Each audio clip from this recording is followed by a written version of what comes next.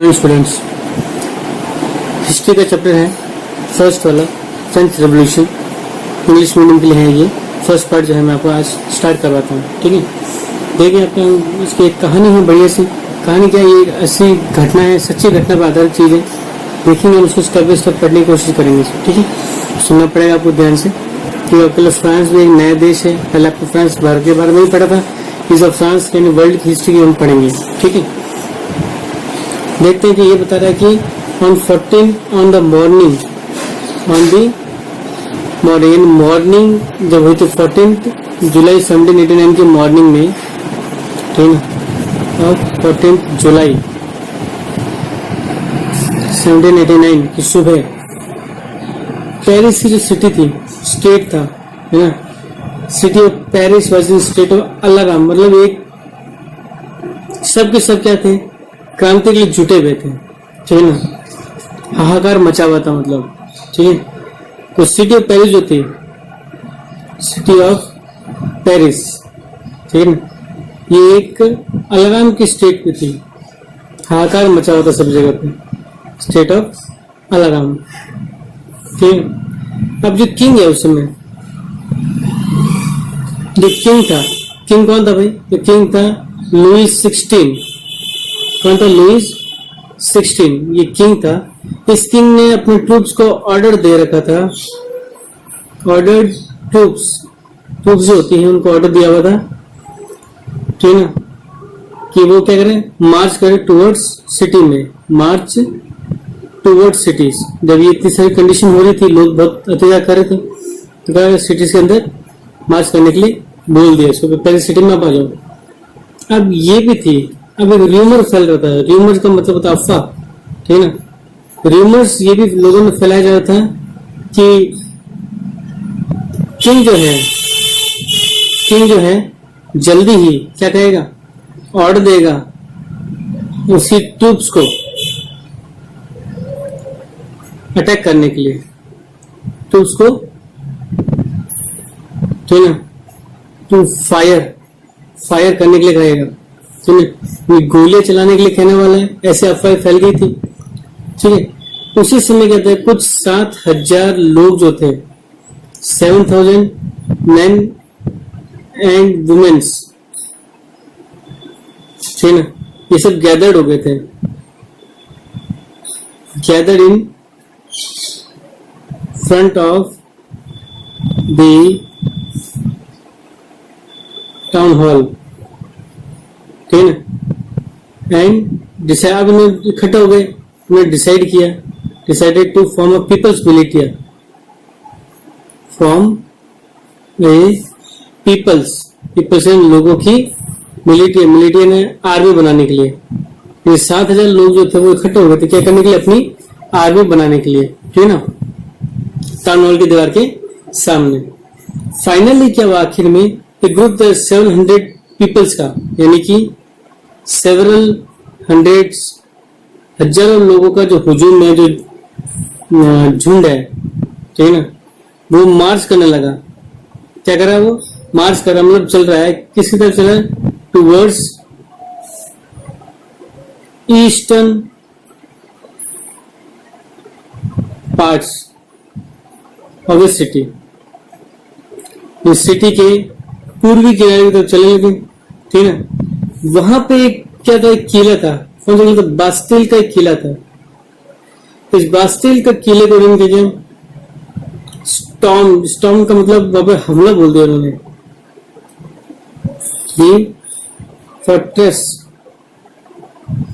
Prison, एक jail थी, ठीक है, जेल थी, वहां पे इन्होंने हमला कर दिया।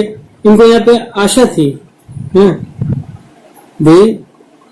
तो उनको आशा ये थी कि यहाँ पे उनको क्या मिल जाएंगे, एम्यूनेशन मिल जाएगा, टू फाइंड एम्यूनेशन, यानी एम्यूनेशन का मतलब होता है हथियार मिलेंगे इनको, ऐसा इनको उम्मीद थी कि भाई हमें हथियार यहाँ पे मिल जाएंगे, ठीक है ना। यहाँ पे एक आर्म्ड फाइट जो हुई यहाँ पे, ठीक है ना।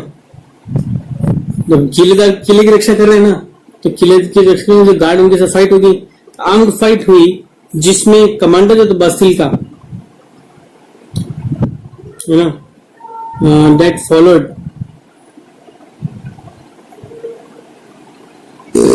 हुई, जिसमें क्या था, कमांडर जो था बास्तिल का, या कमांडर बास्तिल, ठीक ना, ये मारा गया था, वॉज किल्ड। ठीक, अब ये सब कमांडर मर गया, कमांडर मर गया तो अगला काम ये क्या कर रहे हैं, ये क्या कर रहे हैं, ये फ्री कर रहे हैं प्रिजनर्स को, है ना, प्रिजनर्स वर रिलीज्ड। तो इसको क्या कर दिया, फ्री कर दिया, भाई तुम तुम्हारे जाओ यहां से, ठीक है ना। इसके बाद जो किला था उसको तोड़ ही दिया इन्होंने, ठीक है ना, फोर्ट्रेस वॉज डेमोलिश्ड, डेमोलिश मतलब बर्बाद कर दिया, तोड़ फोड़ दिया इन्होंने, ठीक है। अब देखो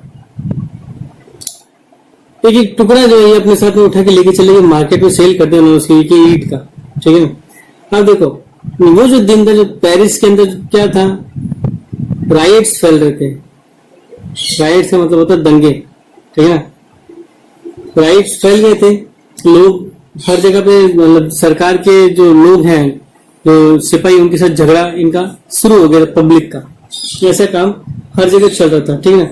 लोग प्रोटेस्ट कर रहे थे, लोग क्या कर रहे थे, प्रोटेस्ट कर रहे थे, प्रोटेस्ट वो इसलिए कर रहे थे क्योंकि ब्रेड की जो प्राइस है ना, वो बढ़ गई थी, high price of bread, bread उनका जो खाना होता है उसको कहते हैं, ठीक है ना। हमारे तरफ वो लोग रोटी बना के नहीं खाते हैं, उनका वो अलग ही आता है, ब्रेड ही आता है जिसके साथ वो खा लेते हैं सब कुछ चीजें, ठीक है। अब यहीं से जो है एक रेवोल्यूशन हो रही है। अब ये चीज है कि ये जो चीजें हो रही है इतनी सारी, वो क्यों हो रही है ना, हाउ, क्वेश्चन में सामने ही है, how and why did this happen, ठीक है, ऐसा क्यों हुआ और कैसे हुआ, ठीक है। तो इसका सवाल हम देखते हैं। तो इसका जवाब देखने के लिए हम क्या करेंगे, तो हम इसके लिए ये जो कारण है, वो कारण जानने के लिए हमको तो पीछे जाना पड़ेगा। पीछे हम देखेंगे फ्रांसीसी सोसाइटी कैसी थी लेट 18th सेंचुरी के अंदर, ठीक है ना। तो लेट 18th सेंचुरी फ्रांसीसी सोसाइटी किस तरीके की थी वो हम देखेंगे। तो हम देखते हैं कि 1774 के अंदर, ठीक है ना, लुईस जो 16 था, लुईस 16 ये क्या बनता है, ये किंग बन जाता है, बिकम द किंग, ठीक है। लुईस 16 से पहले भी जो है दूसरे जो किंग थे वो बनते लुईस 14 था। अब देखो थोड़ा पीछे चलते हैं।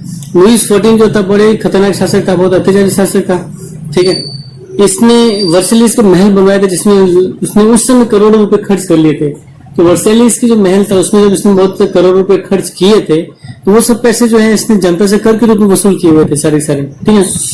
अब कर के रूप में वसूल किए हुए थे, अत्याचारी शासन कर ही रहा था ये, ठीक है ना। बाद में जब शासक बनता है लुईस 16 ये और ज्यादा खतरनाक बन जाता है। देखिए इसके समय में क्या क्या होता है, ये बर्बन फैमिली का किंग है, ठीक है ना। जो डायनेस्टी इनकी कौन सी है, बर्बन डायनेस्टी, जैसे अपने मुगल डायनेस्टी होती थी, है ना, ये बर्बन डायनेस्टी का किंग बना था, ठीक है ना। जब ये 20 साल का था, है ना, 20 years ऑफ एज, इसकी शादी होगी, married to Austrian princess,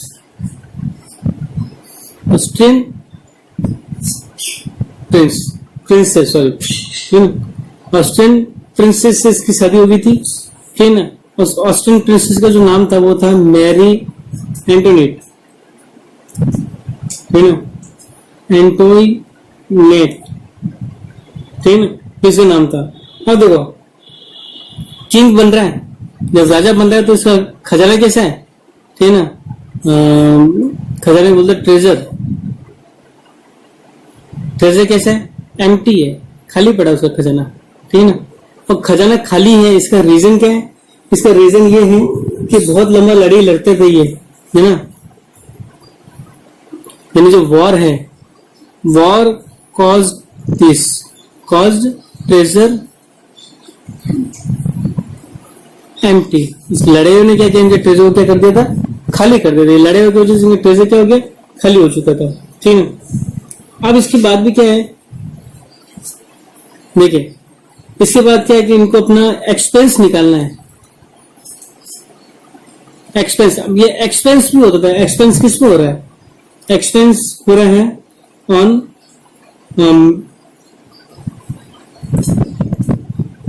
maintaining. Expense इनका हो रहा है मेंटेनिंग करने के लिए, maintaining of the palace, palace of Versailles. और वर्सेलिस का पैलेस कोई छोटा पैलेस नहीं था, बहुत बड़ा पैलेस है। उस पैलेस को क्या करना पड़ा भाई, इतना बड़ा पैलेस है, उसको रख रखाव करना पड़ता है ना, खर्चा आता है, तो वह एक्सपेंस उस पर खर्च होता है। साथ ही साथ ठीक है ना, अब देखो इतना बड़े को खर्च करना पड़ा है। इसके अलावा क्या करता है, फ्रांस जो है यानी जो लुइस 16 है, ये क्या करता है कि ये हेल्प करता है, हेल्प अमेरिका। ठीक है ना, खुद की कंडीशन तो सही नहीं है, लेकिन अमेरिका को हेल्प कर रहा है उसकी 13 कॉलोनीज को फ्री करवाने के लिए। ठीक है ना, help America in the war of independence की। अमेरिका में जो इंडिपेंडेंस की वॉर चली थी उसमें ये मदद कर रहा है। ठीक है ना, और मदद भी क्यों कर रहा है, क्योंकि इसका कॉमन दुश्मन है ब्रिटेन, उसी से फ्री करवाने के लिए मदद इसकी कर रहा है। ठीक है ना, अब देखें, ठीक है ना, तो ये अमेरिका की हेल्प कर रहे थे वॉर ऑफ इंडिपेंडेंस के अंदर। तो उस समय जो कंडीशन थी, देखें इस वॉर से क्या होगा, ये वॉर है, इससे क्या हुआ कि 2 बिलियंस का, ठीक है ना, क्या 1 बिलियन लिवरेज। तो लिवरेज का एक यूनिट ऑफ करेंसी थी फ्रांस के अंदर, जो 1794 के अंदर बंद कर दी गई थी। ठीक है ना, का कर्जा चढ़ गया था। ठीक है ना, क्या चढ़ गया था, कर्जा इनके ऊपर, जो डेप्थ बोलते हैं उसको, बढ़ गया था। डेप्थ जो है इनके ऊपर क्या हो गया था, ऐड हो गया था। ठीक है ना, पहले ही इनका कर्जा था, बहुत इनका कर्जा बढ़ गया। ठीक है ना, अब जो था, जो लेंडर्स है, लेंडर्स का मतलब जो पैसे देने वाले हैं, वो चार्ज करने लगे थे। लेंडर जो है जो पैसे देने, वो चार्ज करने लगे थे अप टू 10% इंटरेस्ट। ठीक है ना, बस सीधी सी बात है, जो जिसने अपना पैसा दे रखा है वो पैसा वापस तो वसूल करेगा ही करेगा। ठीक है, अब देखो जो फ्रांस का जो बजट है, अब बजट क्यों चाहिए, मेंटेन करनी पड़ेगी आर्मी को, उसके लिए पैसा चाहिए, मेंटेन आर्मी। वर्सेलिस का महल तो मैंने आपको देख ही लिया। ठीक है, गवर्नमेंट ऑफिसेस को भी तो वो करना पड़ेगा। ठीक है ना, गवर्नमेंट ऑफिस को भी वो करना पड़ेगा। यूनिवर्सिटीज है, यूनिवर्सिटीज का खर्चा चलाने के लिए पैसा चाहिए। ठीक है ना, इन सबको करने के लिए, ये सबको करने के लिए उन्होंने क्या किया, टैक्स इंक्रीज कर दिया। क्या कर रहे हैं ये लोग, टैक्स इंक्रीज कर दिया इन्होंने, टैक्स बढ़ा दिया। अब समस्या क्या आती है, समस्या ये आती है कि जो फ्रेंच सोसाइटी जो थी, है ना, क्या थी, फ्रेंच सोसाइटी जो थी वो डिवाइडेड थी, डिवाइडेड इनटू 3 पार्ट्स। ठीक है ना, फ्रेंच सोसाइटी डिवाइडेड थी कितने पार्ट्स में, 3 पार्ट्स में फ्रेंच सोसाइटी डिवाइड थी। अब देखिए यहाँ पे कि फ्रेंच सोसाइटी डिवाइड थी 3 पार्ट्स में, कैसे थी, ये स्टेट्स में डिवाइड थी। ठीक है ना, पहले जो स्टेट था वो तो क्लर्गी का, जिसमें चर्च के पादरी वगैरह ये लोग आते थे। दूसरा जो था, सेकंड वन जो था, वो था नोबिलिटी का। ठीक है ना, जिसमें राजा के परिवार वाले जो है इसमें आते हैं। ठीक है ना, तीसरा जो है वो आता है थर्ड स्टेट। ठीक है ना, ये है थर्ड स्टेट आता है। इस थर्ड स्टेट के अंदर 90% लोग तो क्या है, फार्मर, पीजेंट्स है। 90% क्या इसमें, पीजेंट्स है। ठीक है, 90% है पीजेंट्स। पीजेंट्स मतलब किसान हो जाते हैं। इनके अलावा इसमें कुछ बिजनेसमैन भी थे। कौन थे, बिजनेस मैन थे, मर्चेंट्स थे। ठीक है ना। कोर्ट ऑफिसर लॉयर्स जिसको हम कहते हैं, लॉयर्स भी इसी के अंदर, ठीक है, ये सब भी इसी के अंदर थे, मतलब थर्ड स्टेट में थे। अब प्रॉब्लम ये थी कि जो फर्स्ट टू जो स्टेट है इनको टैक्स नहीं देना पड़ता था, ठीक है ना। इनको क्या नहीं करना पड़ता है, टैक्स देना नहीं पड़ता है, वो टैक्स देना ही नहीं पड़ रहा है ना। टैक्स यानी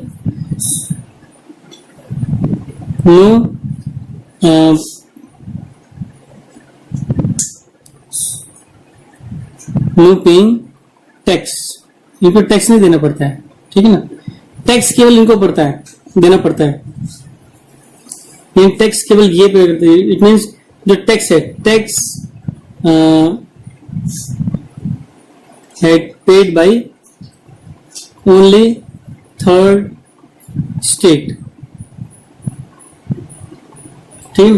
केवल तीसरे स्टेट को क्या देना पड़ता है, ये देना पड़ता है, टैक्स देना पड़ता है। अब देखिए ये टैक्स दे नहीं रही है, ये दे रही है, बाहर किस पर पड़ रहा है, थर्ड स्टेट पे पड़ रहा है, तो नाराज होंगे ना ये लोग, क्यों 90% लोग इसी में ज्यादा है, तो ये लोग बहुत ज्यादा एंग्री हो रहे हैं। क्या हो रहे हैं, बहुत ही ज्यादा गुस्सा हो रहे हैं। तो अब इन्होंने क्या करना शुरू कर दिया, इन्होंने आवाजें उठानी शुरू कर दी कि भाई हमें तो क्या चाहिए, टैक्स नहीं चाहिए, हमें भी टैक्स क्या है छोड़ दो। ये तो कंडीशन थी, साथ साथ में कंडीशन ये भी थी कि जो चर्च है, चर्च भी क्या करता था, एक्सट्रैक्ट कर रहा था अपना शेयर, चर्च को अपना खर्चा चला रहा है, राजा देता नहीं था, तो चर्च क्या करता है, एक्सट्रैक्ट करता था अपना शेयर, यानी अपने पैसे भी वो निकालता था, ठीक है ना, ऑफ टैक्स। उस टैक्स को क्या कहते थे, उस टैक्स को कहते थे तिथ, टाइट्स कहते थे, सॉरी, है ना, उस टैक्स को टाइट कहते थे। ये जो टाइट के जो टैक्स चर्च लेता था, किसानों से ही लेता था ये, ठीक है ना। तो फाइनली बताया कि भाई all members of the third states had to pay tax to the states, ये थर्ड स्टेट के लोगों को क्या करना पड़ता, टैक्स पे करना पड़ता था, ठीक है। अब जो टैक्स है, देखो टैक्स दो प्रकार के हो गए इसमें। पहला टैक्स तो हुआ डायरेक्ट टैक्स, ठीक है। फर्स्ट टैक्स कौन सा हो जाएगा, डायरेक्ट टैक्स है, जो सीधे तरीके से देना पड़ता था। सेकेंड वाला टैक्स वो इनडायरेक्ट टैक्स होता है। इनडायरेक्ट टैक्स वो टैक्स होता है जो हम कोई सामान वगैरह लेते तो उसको जो टैक्स लेते वो इनडायरेक्ट टैक्स कहलाता है, ठीक है ना। ये हमको देना पड़ता है, आप इसमें कुछ कर भी नहीं सकते। तो डायरेक्ट टैक्स है उसको कहते हैं टैले, ठीक है ना। डायरेक्ट टैक्स को तो बोलते हैं टैले। इनडायरेक्ट टैक्स लगता है सॉल्ट वगैरह पे, नमक हो गया जैसे, है ना, सॉल्ट हो गया, टोबैको हो गया, ठीक है ना, ये सब कुछ चीजें हैं। तो ये सारा बर्डन किससे पड़ा, थर्ड स्टेट पे पड़ता है, ठीक है ना। तो यहाँ ये चीज आ जाती है जो इनको टैक्स देना पड़ता है। सारे टैक्स कौन पे कर रहा है, केवल थर्ड स्टेट पे करती है।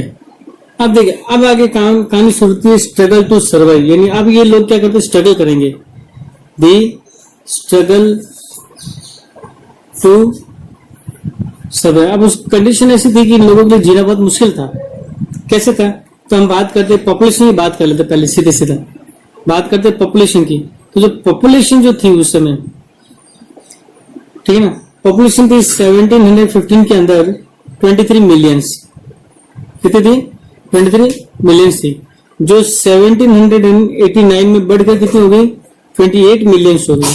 कितनी हो गई, 28 मिलियंस हो गई। एक तो पॉपुलेशन बढ़ रही है, पॉपुलेशन बढ़ने से क्या हो गया, प्राइस बढ़ती है ना, प्राइजेस आर इंक्रीज्ड, प्राइस क्या होगी, इंक्रीज होगी, ठीक है ना। अब प्राइस भी इंक्रीज हुई तो मेनली किसकी हो रही है, ब्रेड की हो रही है। किसकी हो रही है, ब्रेड। ब्रेड क्या इनका स्टेपल फूड है, स्टेपल फूड है, ठीक है ना। स्टेपल फूड मतलब स्टेपल फूड वो फूड होता है जो मुख्य खाद्य पदार्थ जिसको हम कहते हैं, जो ये ज्यादातर जनता खाती है, उसको हम स्टेपल फूड कहते हैं। जैसे हमारे यहाँ पे स्टेपल फूड क्या है, यानी अपने राजस्थान साइड में स्टेपल फूड अगर देखा जाए तो क्या गेहूं है, हम ज्यादा गेहूं खा रहे हैं। जबकि इंडिया की बात करें तो स्टेपल फूड जो है इंडिया का वो है चावल, राइस, ठीक है ना, ये याद रखना, ध्यान रखेंगे। तो जो डिमांड होगी वो बढ़ रही है, demand for food rises, demand for food. देखिए कंडीशन देखिए लोगों क्या हो रही है, डिमांड जो फूड की वो क्या हो रही है, बढ़ रही है, लेकिन जो सप्लाई हो रही है, ठीक है ना, सप्लाई क्या है, इनफ नहीं हो रही है, नॉट इनफ, सप्लाई बराबर नहीं है। भाई प्राइस तो बढ़ रही है, सब कुछ डिमांड बढ़ रही है, लेकिन उसकी पूर्ति नहीं हो पा रही है, ठीक है ना। भाई आपको पानी चाहिए 1 गिलास, आपको आधे गिलास ही मिल रही है, ये कंडीशन वहां पे ऐसी हो रही थी। अब देखिए जो वर्कर्स है, जो काम करते थे, वर्कर जो है वो ज्यादातर कहाँ काम कर रहे हैं, ये एक लेबर है, ठीक है ना, ठीक है, employed as labourers, labour works in workshop. Workshop में ये क्या करते थे, लेबर का काम करते थे, ठीक है ना, और फिक्स्ड वेजेस मिलते थे। क्या मिलते थे, they get fixed wages. Wages का मतलब तो मजदूरी इनको क्या मिल रही है, फिक्स मिल रही है। अब मजदूरी भी इनको क्या मिल रही है, एकदम फिक्स मिल रही है, ठीक है। काम भी ये कैसे कर रहे हैं, बिल्कुल वर्क लेबर के रूप में काम कर रहे हैं, ठीक है ना। अब देखिए वेजेस इनकी इतनी हाई नहीं थी कि वो उसकी कमी को पूरा कर सके, है ना। तो pace of wage, pace of wages, है ना, इज नॉट गुड, ठीक है ना। स्पीड नहीं थी भाई, जिस जिस लेवल से पैसे बढ़ने, इनकम बढ़नी चाहिए थी, उस लेवल से बढ़नी नहीं थी, लेकिन महंगाई उससे कई गुना तेजी से बढ़ रही थी, ठीक है ना। गैप जो था, गैप पुअर्स एंड रिच का वाइड हो रहा था, चौड़ा होने लगे थे। गरीब ज्यादा गरीब हो रहे थे और अमीर ज्यादा अमीर हो रहे थे। ये कंडीशन उसमें उनकी सोसाइटी की थी, ये स्ट्रगल उन लोगों को करना पड़ता था। अब देखो ऐसी कंडीशन में क्या आता है कि मिडिल क्लास शुरू होती है, क्या थी, ग्रोइंग मिडिल क्लास, ठीक है। और ये क्या कहती है, अब मिडिल क्लास जो है ना, ये खड़ी होती है, ये बनती है इन फिक्सेजेस एंड टू प्रिविलेज, यानी ये जो कहते हैं, जो जन्म से जो अधिकार मिल रहे हैं कई लोगों को, है ना, जो अधिकार मिल रहे हैं, उन अधिकारों को क्या करना, खत्म करना। अधिकार कैसे, टैक्स नहीं पे करने का अधिकार, इन अधिकारों को क्या करेंगे, खत्म करेंगे। तो पहले क्या होता है, जो पीजेंट्स है, ठीक है ना, पीजेंट्स और जो वर्कर्स है एंड वर्कर्स, इन्होंने पार्टिसिपेट कर रखा था, they participated in revolt, participated in revolt. तो ये रिवॉल्ट में क्या करते थे, पार्टिसिपेट करते थे, ठीक है ना, और पार्टिसिपेट भी करते रिवॉल्ट के अंदर फूड सिक्योरिटी अगेंस्ट में, है ना, अगेंस्ट फूड सिक्योरिटी, ठीक है ना। तब ये पार्टिसिपेट करे किसके अगेंस्ट में, ये फूड सिक्योरिटी के अगेंस्ट में क्या करते थे, पार्टिसिपेट कर लेते थे, ठीक है ना। स्कैरसिटी के अगेंस्ट में, सॉरी स्कैरसिटी मतलब कमी, ठीक है ना।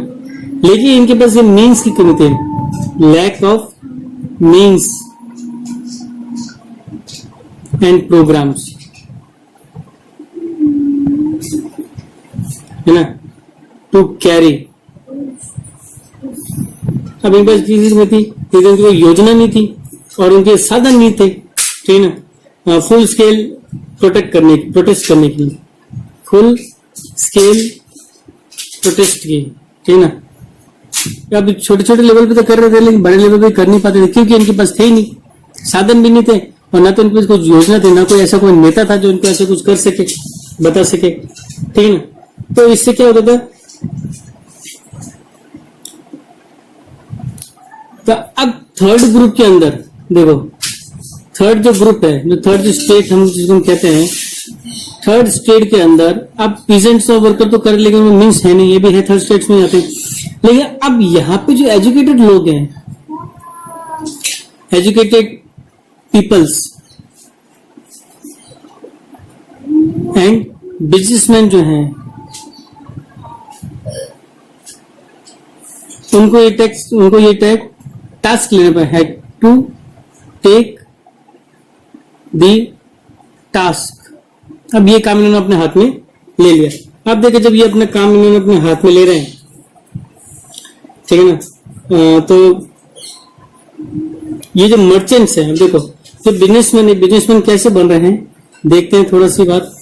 बिजनेसमैन, ये बिजनेसमैन बन रहे हैं ओवरसीज बिजनेस करके, ट्रेड करके। समुद्र पार व्यापार करके क्या बन जाते हैं, बिजनेस, बड़े बिजनेसमैन बने। फिर ये ट्रेड करते हैं सिल्क में, ट्रेड इन टेक्सटाइल्स वो मेनली बोल सिल्क की टेक्सटाइल में ज्यादा ट्रेड करते हैं, उसको पैसे उस वहां से कमा लेते हैं, ठीक है ना। ये कहते हैं, ये लोग कैसे कहते हैं कि जो प्रिविलेज नहीं होना चाहिए, क्या होना चाहिए, जो मानते थे कि कोई भी जो ग्रुप है सोसाइटी में, यानी no group in society should get privilege, है ना। कोई भी ग्रुप जो सोसाइटी का उसको प्रिविलेज नहीं मिलना चाहिए। अगर प्रिविलेज मिलना भी है ना, if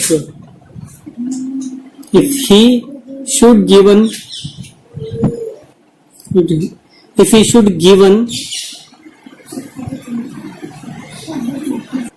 privilege, है ना, then it must be given at, अगर प्रिविलेज देना ही है उसको तो प्रिविलेज उसको होना चाहिए उसकी क्वालिटी की बेस पे, क्वालिटी एंड मेरिट की बेस पे उसको ऐसा मिलना चाहिए, ठीक है ना। ये जो चीजें हैं वो ऐसा कहते थे, उनका ऐसा विश्वास था।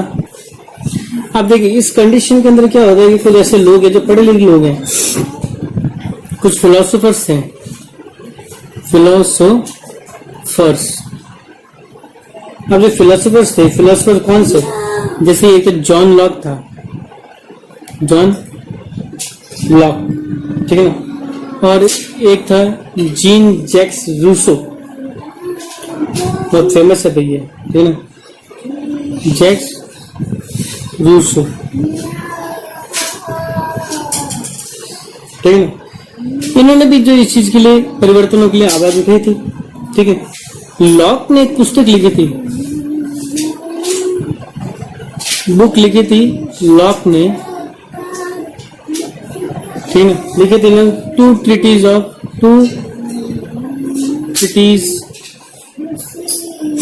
ऑफ गवर्नमेंट, ये बुक लिखी थी टू ट्रीटीज ऑफ गवर्नमेंट।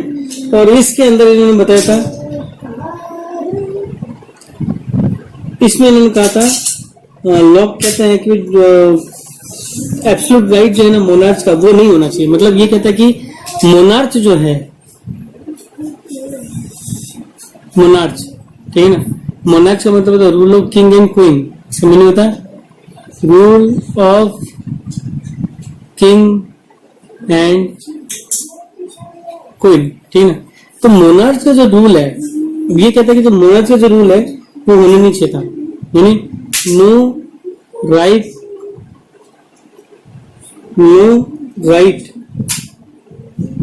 है ना, कोई राइट इनका अधिकार इनका होना ही नहीं चाहिए था, किसी ने मोनार्च का नहीं होना चाहिए। अब मोनार्च को अधिकार, राजा के पास कोई अधिकार होना नहीं चाहिए, राजा के पास अधिकार होगा तो वो किसी भी तरीके से बर्बाद कर ही सकता है, ठीक है। तो एक भाई साहब थे जो रूसो की बात मैं कर रहा हूं, रूसो ने एक बुक लिखी है सोशल कॉन्ट्रैक्ट, क्या लिखी है, सोशल कॉन्ट्रैक्ट। ये सब क्रांति को फैलाने की बात कर रहे हैं, मतलब उसका लोगों में चेतना भरने का काम कर रही है, ठीक है ना। ये कहते हैं कि जो गवर्नमेंट है, गवर्नमेंट जो है वो बेस्ड होनी चाहिए, government based on A social contract, ठीक है ना, on A social contract. Government social contract पे बेस्ड होनी चाहिए। सोशल कॉन्ट्रैक्ट किसके बीच में, between people and their representatives,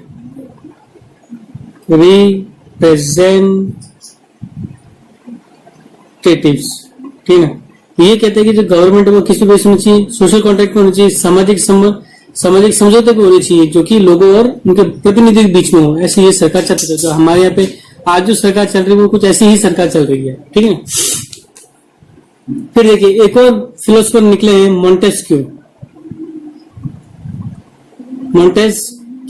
ठीक है ना।